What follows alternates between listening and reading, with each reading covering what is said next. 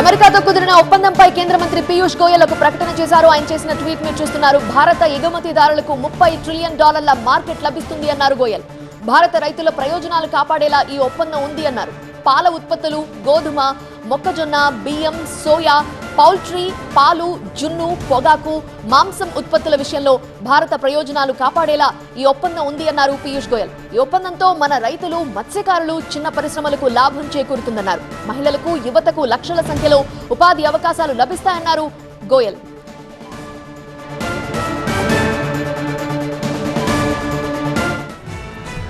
Bharat America మధ్యంతర ఒప్పందంపై ప్రధాని మోదీ ట్వీట్ చేశారు. రెండు దేశాల మధ్య సంబంధాలు బలోపేతం కావడానికి వ్యక్తిగత శ్రద్ధ తీసుకున్నందుకు ట్రంప్కు ధన్యవాదాలు అన్నారు మోదీ.